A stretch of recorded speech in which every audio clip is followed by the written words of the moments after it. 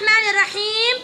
اليوم يا ثاني بدنا ناخذ درس اخذناه امبارح، وعرفتوا انه في شخصيتين بارزتين كان درس امبارح، وهو درس المواظبة والاجتهاد. شو الشخصيتين اللي كانوا بارزات عندنا امبارح؟ ايوه يا محمد. الارنب والسلحفاة.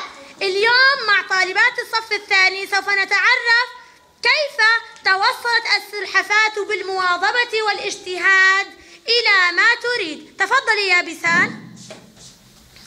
المواظبة والاجتهاد.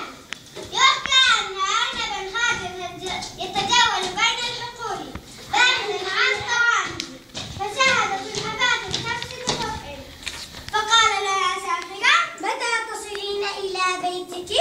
هزت السلحفاة رأسها وقالت: بالمواظبة والاجتهاد يتحقق كل شيء.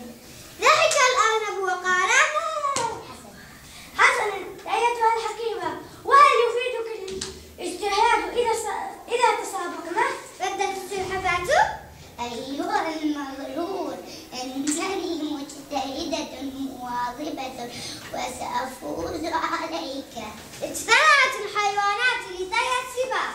قال الهدهد بصوت مرتفع: 1 2 3.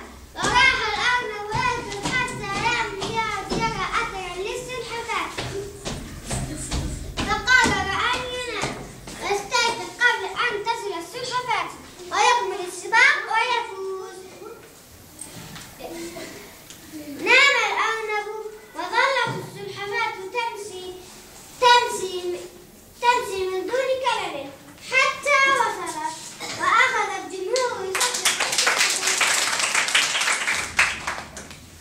فاستيقظ الأرنب وراح يركض، وحين وصلت وجد السلحفاة واقفة بعد خط النهاية تضحك وتقول: تأخرت كثيرا يا صديقي. ممتازات، أحسنتوا.